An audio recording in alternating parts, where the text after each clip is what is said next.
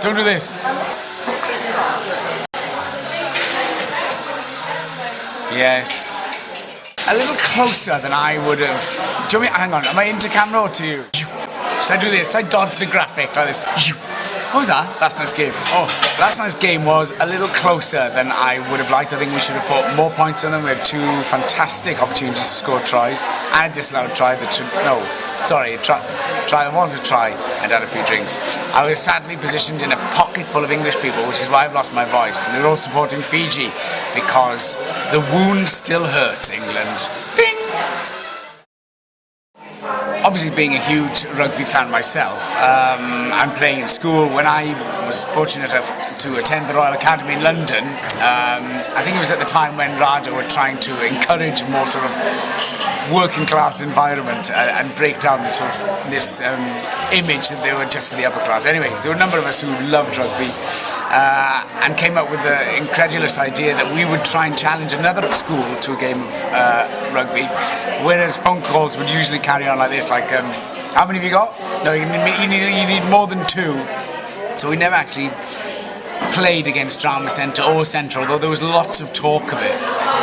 However, years later in Los Angeles, and for some bizarre reason, we used to drink at a British pub called the King's Head. And we were informed that the British Army were doing a tour of the United States, going to San Diego, and they would love to stop in Los Angeles and sort of play a sort of propaganda game against a number of sort of showbiz types. So a number of us quite seriously sat down and started to discuss putting together a first 15 of actors from LA who had played the British Army.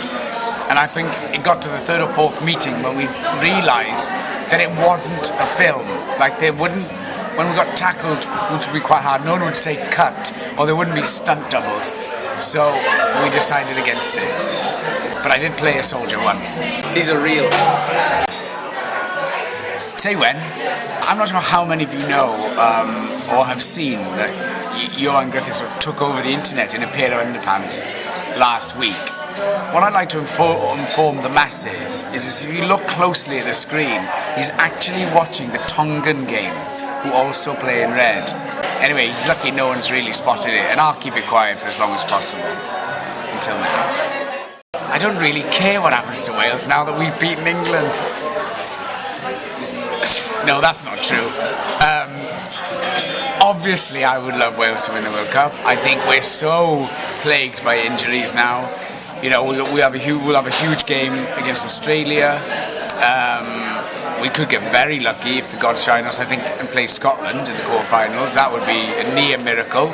And then who knows what would happen in the semis. The ultimate dream would be an amazing game, a New Zealand and Welsh final. We can but dream. We're good at that, Wales.